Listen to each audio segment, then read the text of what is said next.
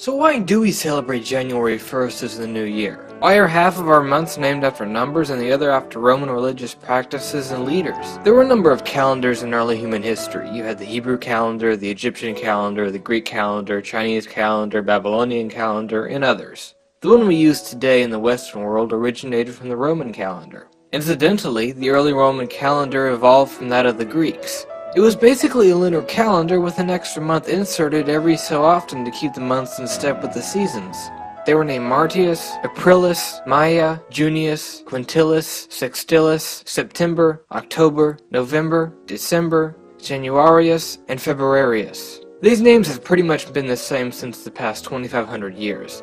Unlike today, the Roman year began with March. The calendar consisted of 355 days, which was about 12 lunar months. The intercalary month, Mercedonius, was added when needed at the end of February. So when that happened, February was shortened to 23 days. Julius Caesar took it upon himself to bring the calendar in line with the seasons. He ordered 3 intercalary months should be added at the end of the year, and rearranged the length of the months, giving them their present duration.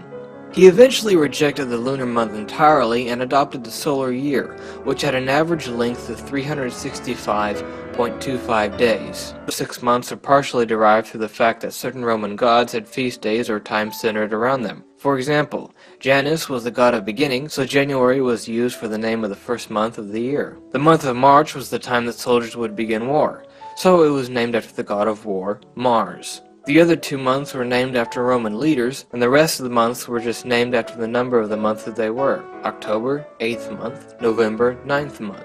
The Julian calendar was simple, which made everything seem fine and dandy, but there was a small problem, a problem that added up every year. The 365.25 day year is 11 minutes and 15 seconds longer than the true length of the tropical year. After 128 years, the season begins a whole day earlier. The Egyptians, Greeks, and Romans didn't have an issue with days not lining up perfectly, but the Christian church did. You see, they wanted to make sure that the religious holidays they celebrated were on their actual days. Pope Gregory XIII took it upon himself to resolve this problem and came up with the Gregorian calendar. The changes he enacted resolved the shift at the beginning of each year, set a standard for the length of a year in days and minutes and seconds, among other things. The changes were not accepted in England and the British colonies in America until 1752.